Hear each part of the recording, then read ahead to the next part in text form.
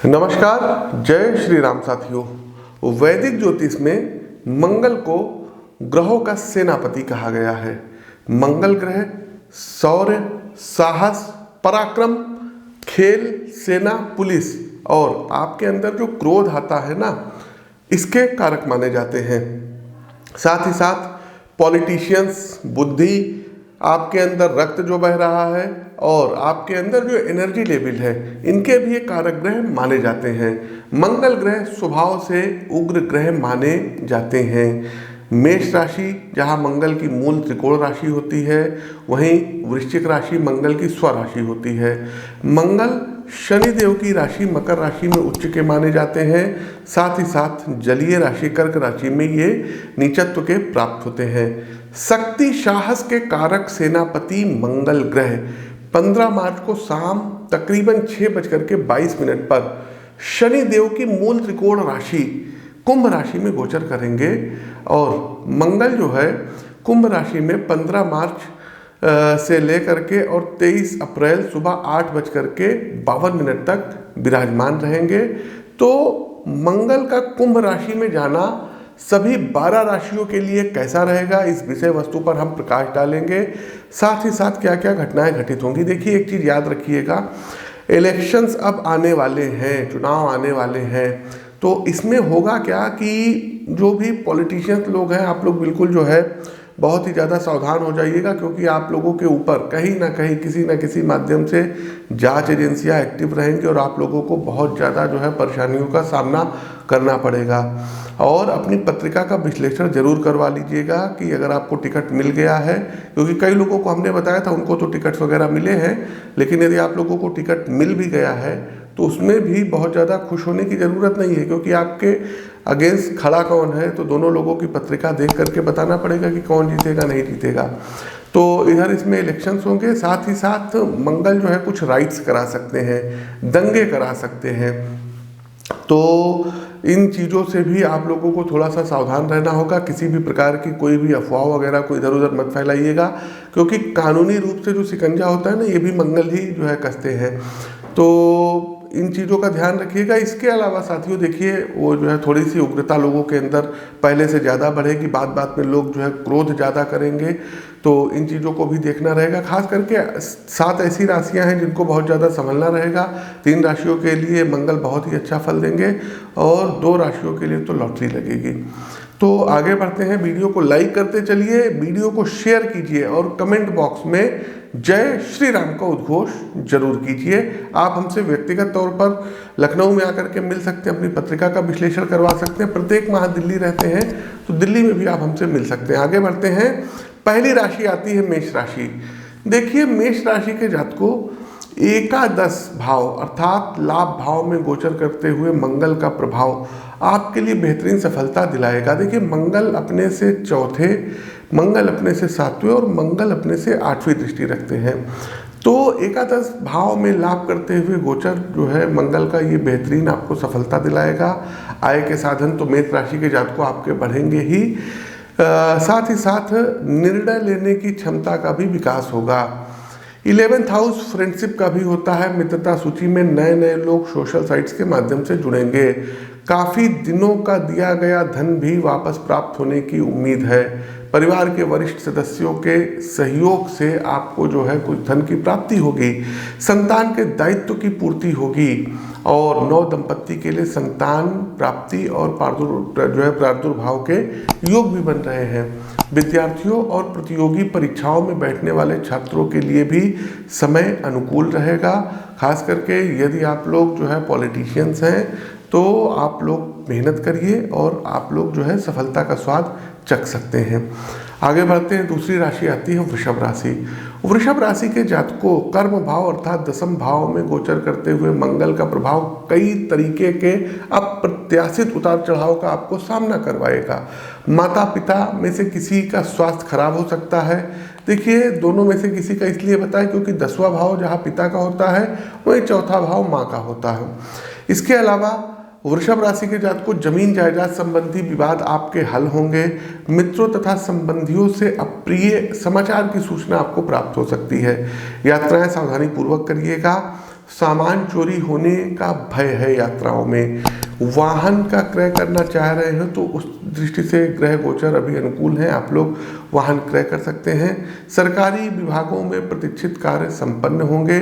इसके अलावा कुछ यदि आप लोग पॉलिटिक्स में हाथ आजमाना चाहते हैं तो आप लोगों के टिकट्स वगैरह फाइनल हो सकते हैं और आप लोग राजनीति में, संगठन इत्यादि में भी काम कर सकते हैं। साथ ही साथ बेरोजगार लोगों के लिए रोजगार का सृजन होता हुआ दिखाई दे रहा है।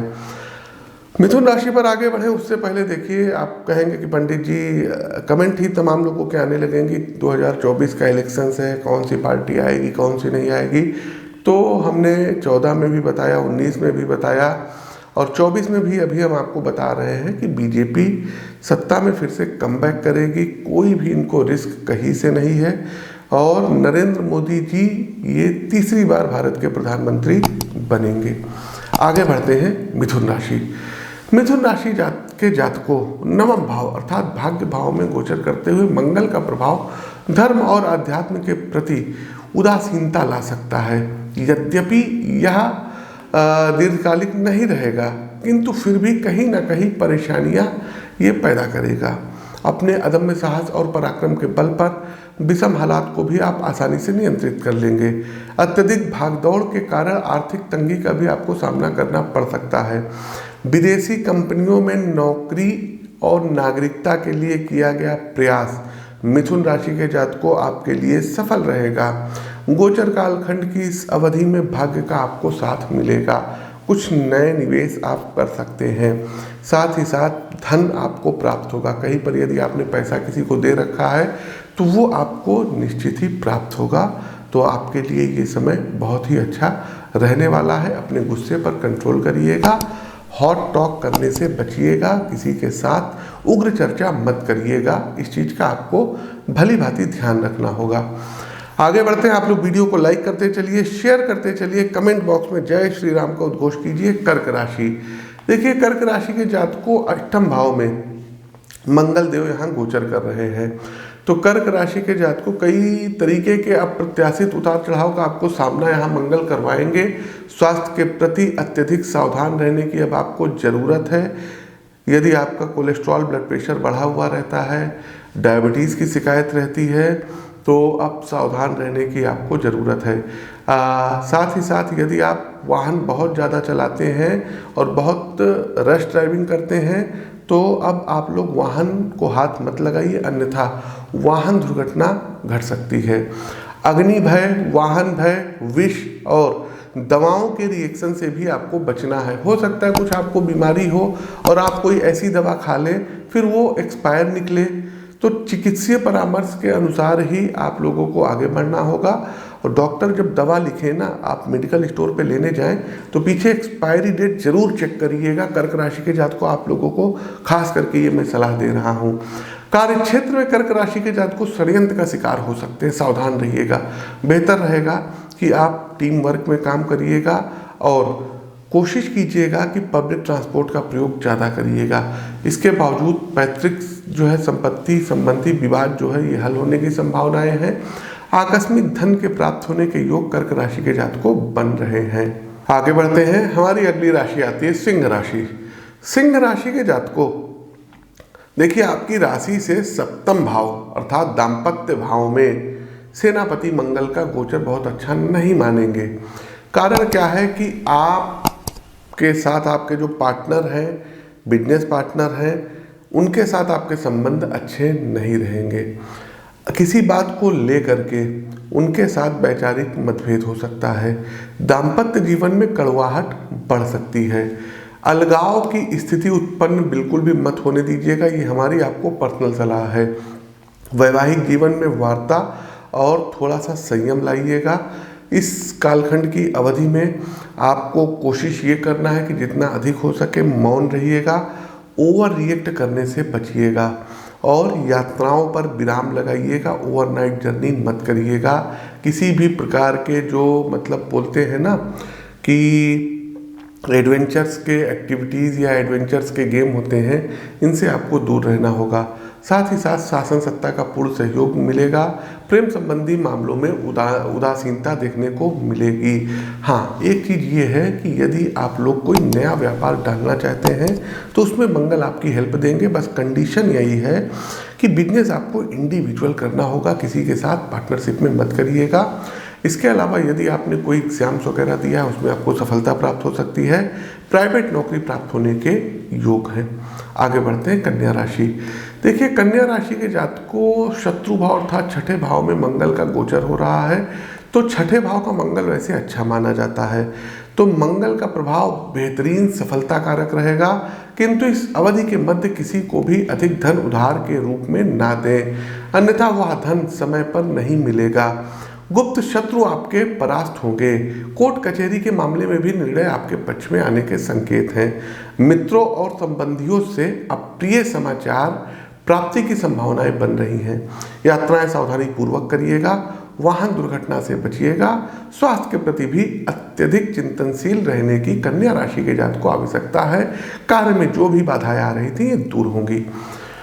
आगे बढ़ते हैं तुला राशि। तुला राशि के जातक को आपकी राशि से पंचम भाव विद्या भाव में गोचर करते हुए मंगल का प्रभाव काफी मिला जुला रहेगा।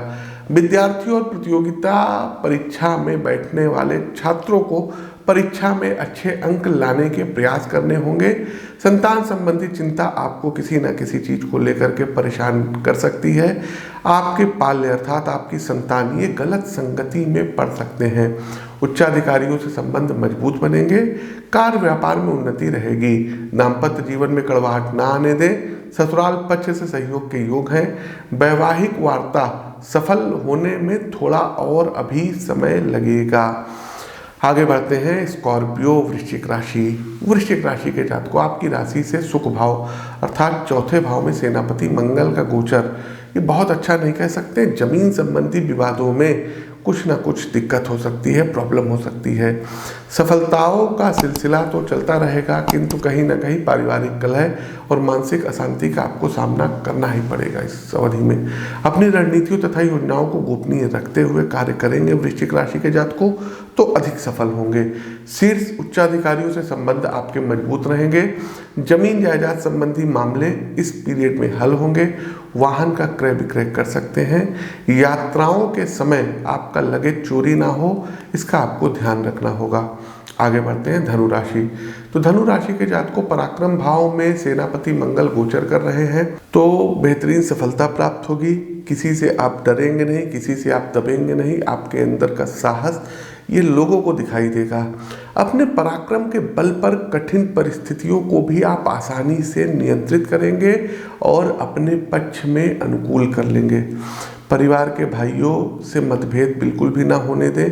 धर्म और आध्यात्म के प्रति रुचि बढ़ेगी। जरूरतमंदों की मदद करने के लिए भी आज आप आगे आएंगे। अब विदेशी कंपनियों में सर्विस अथवा नागरिकता के लिए किया गया प्रयास भी सफल रहेगा।